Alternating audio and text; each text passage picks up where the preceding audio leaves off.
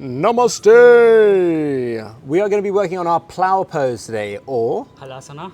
excellent. So this is quite an advanced pose for a lot of people. So there are two entries you can choose from. The first one is for people who are a little bit more advanced. Regardless of who you are, you probably want to have a little bit of padding just so that you can protect those lower neck vertebrae.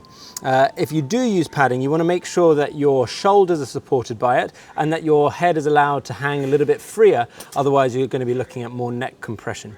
So let's have you slide down a little bit more in this direction. Boom, boom, boom, boom, boom, boom, boom. Perfect. Okie doke.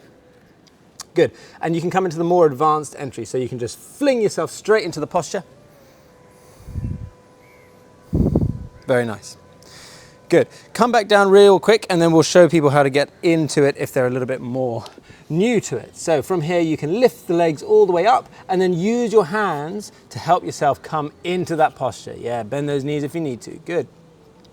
And then once you have the hips stacked over the shoulders or close enough, you can then extend the legs and bring the feet over the head. Very nice. Good.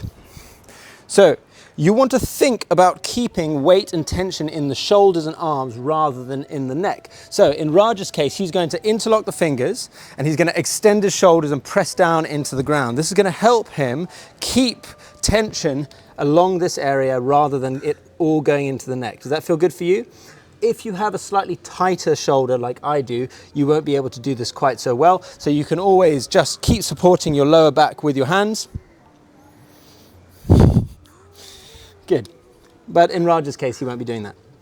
Okay, from this position, you want to try and press away with the heels. So tucking the toes and then using those heels to keep the knees straight, keep the thighs lifted, and thinking about lengthening the spine so that the hips stay directly over the shoulders. Good. So think about tucking the pelvis, not posteriorly, but anteriorly. So you're straightening the spine, straightening, lifting the chest and keeping the legs straight. That is a beautiful plow pose. I'm jealous. Excellent. And you can just hold the posture. With time, you'll become much more comfortable. I kind of tend to panic a little bit for the first 10 seconds. And then after I calm my breath, I become much more relaxed. Excellent. When you are done with it, you can give your lower back support again, bend the knees, and then very slowly unfurl again.